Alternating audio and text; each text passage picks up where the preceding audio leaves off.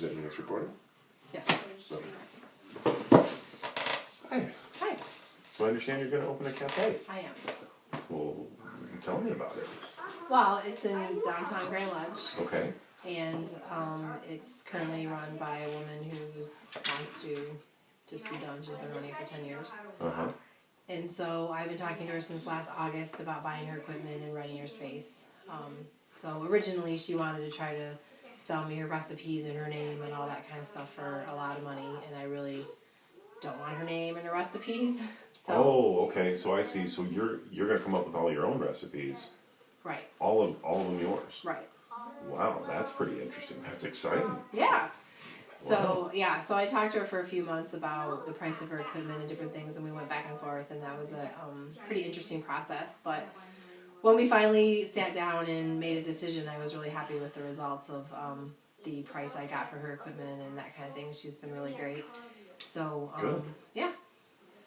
Good. So what kind of equipment is in this deal? Well, it's a pretty small cafe, so like an oven and an espresso machine and a microwave and like soup tureens and coffee pots and like silverware, cups, plates, that kind of stuff. Sure, So, all the basics. right. Cool. Yeah, And that's in downtown Grand Ledge. it is. And Wow, neat. one of the things I'm excited about is that it's the only place in downtown that will serve breakfast.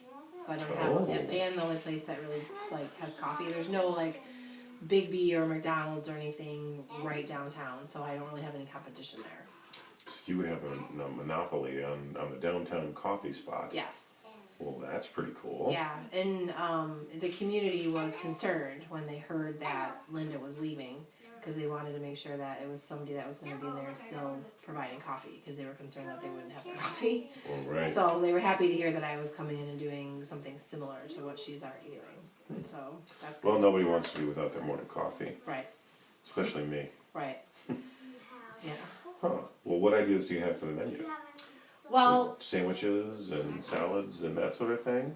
yep. Well, I'm going to be doing breakfast and lunch, so I'll be closing in the afternoon. So I'm not going to be doing So no dinner. dinners? No. Mom, can we so- have something to eat? So for breakfast, I'm going to be doing. Hey, buddy. We're filming something for my class, right?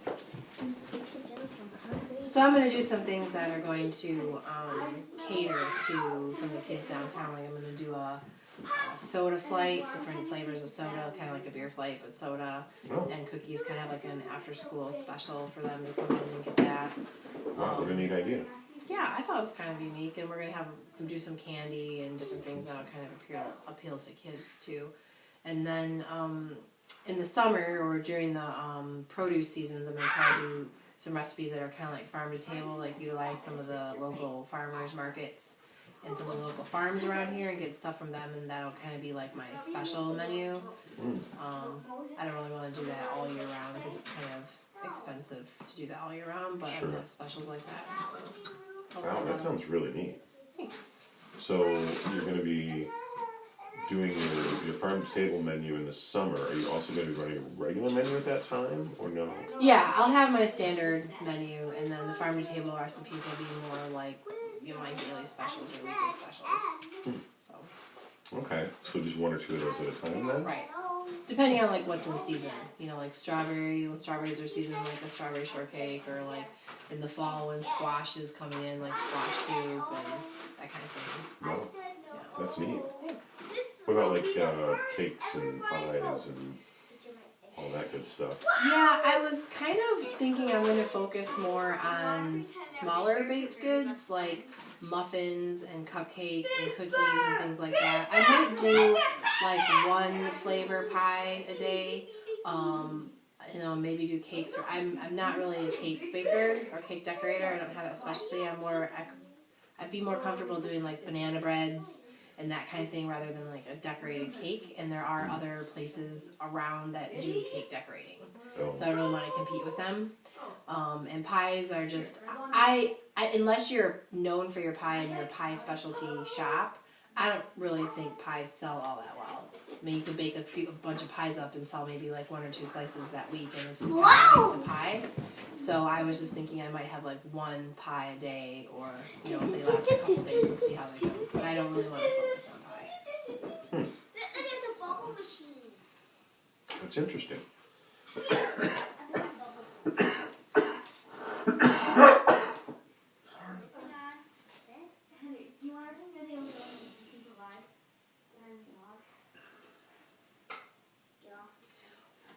One of the things that I was really concerned about when I was considering this adventure was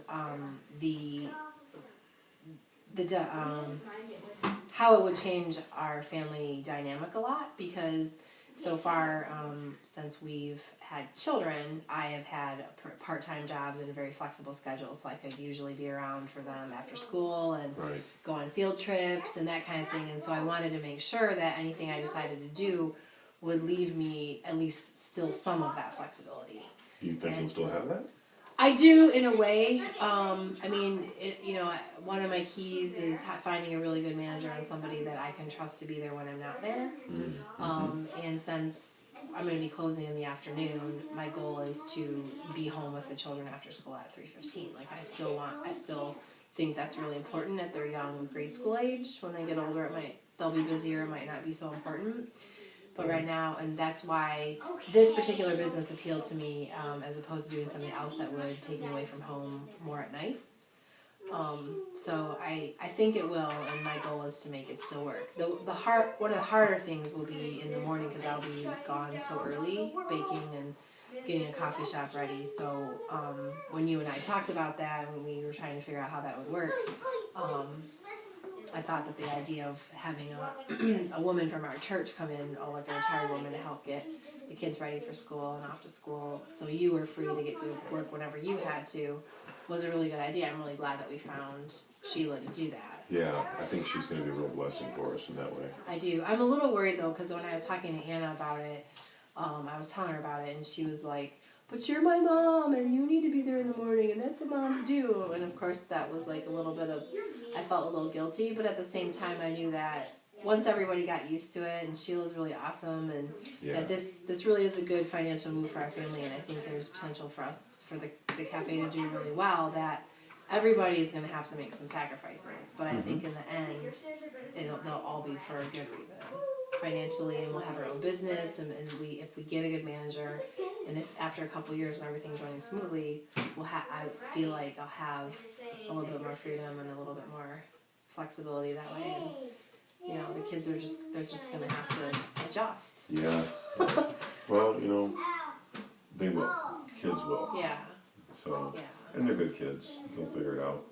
I wish my morning schedule was more concrete. Unfortunately, it's not. And I end up having to go in at odd times sometimes. So. I know. Well, it's been really hard for you with the weather, but Yeah. I think once the weather breaks and it gets better, it'll be a little bit more consistent. I certainly hope so. Well, it's got to. Yeah, it couldn't get any worse I know. at this point. I know. So.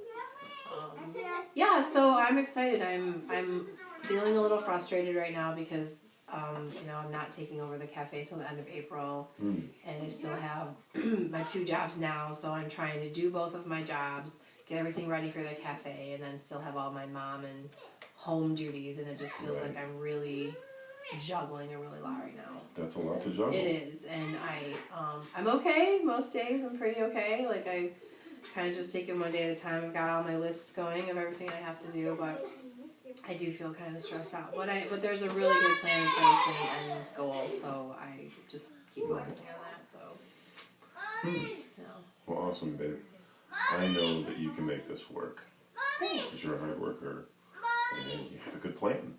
Yeah. You have an excellent plan. Thanks. So, I wish you the best, and I know you can make it happen. Thanks. Well, your support through the whole thing has been really amazing and very valuable. In all of your background that you've had in restaurant management and things like that has been really valuable for me to bounce ideas off of you and talk to you. And I know when we first started talking about this, you were really hesitant and had a lot of concerns. Well, it's a risk. I mean, it is a big risk. I mean, I'm quitting 2 stable part-time jobs to start this, and we have to take out a loan, and there's a startup time that will be, uncertain and that kind of thing. But I think that's one of the reasons why you and I complement each other is I'm just full of big ideas, and you're always like, okay, but let's think about these things, and it's good. It's good. You make me think about the things I have to think about, but you still support me in what I want to do. So that's really cool. So, Well, I do what I can. I know. Well, thanks for talking with me about this. Yeah, sure. Thanks for being supportive. Sure, anytime. All right.